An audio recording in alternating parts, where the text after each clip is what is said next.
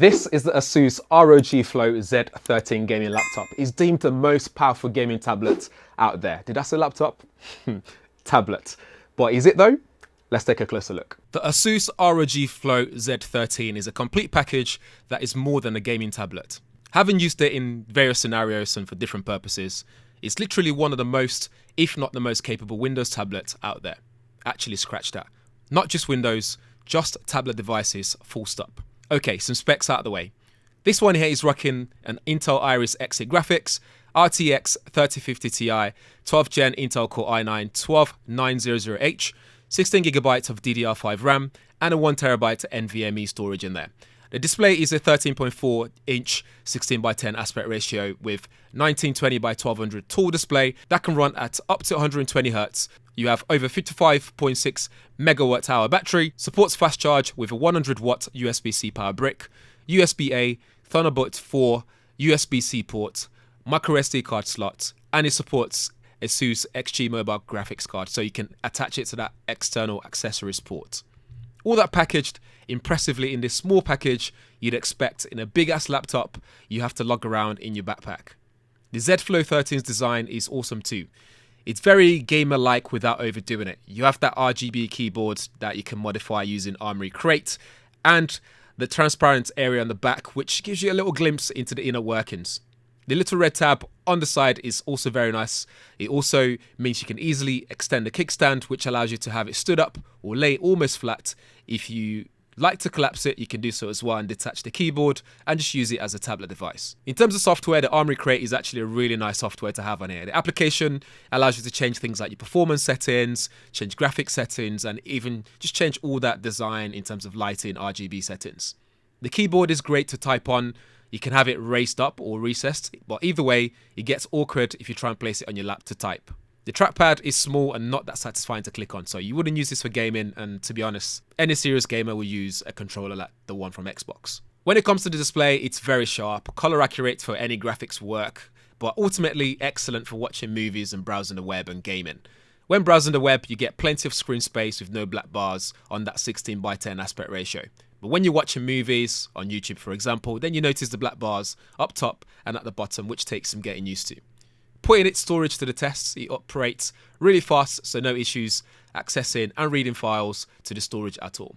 Thanks to the 16GB of DDR5 RAM, you can also run multiple applications comfortably, and most of all the hard work you put this thing through, it just stays cool, and the fan noise is kept low as well. Have a listen.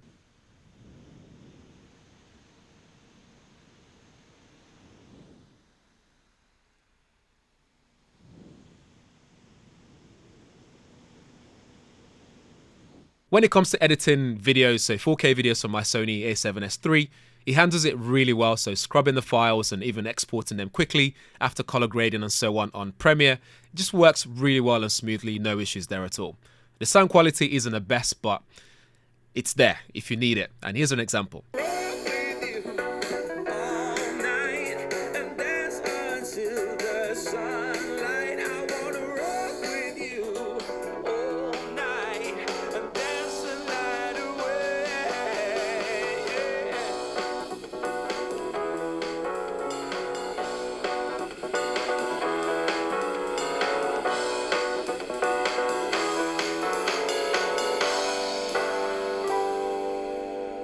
As you can hear, it lacks some bass and the quality, so you're better off plugging your headphone into that 3.5mm headphone port that's integrated.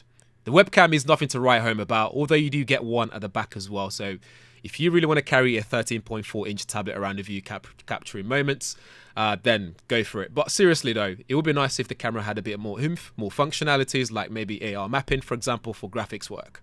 More tests in terms of graphics and processing power, and you see that it smashes 3D Mark and PC Mark benchmarks, staying true to its specifications. It sits well between gaming PCs and your office laptops. It's the benchmark for gaming tablets, so it's in its own lane essentially. This is without plugging in an external eGPU via that XG mobile port, so if you do get one and plug in something even more powerful, you can be sure that this thing would actually absolutely just max out and do some amazing results. When it comes to gaming, Loads of games run well above 60 frames, which is not bad at all. Cyberpunk runs best at medium settings, and you get something around 30 frames on average on battery. And CSGO just runs like a dream, no issues at all. All I say is this thing just does exactly what it says on the tin. When it comes to the battery life, it just depends on what you're doing, and sometimes you might run half a day if you're playing games on the go, or you might get all day out of it if you're doing graphics works and, you know, some sort of word processing office work.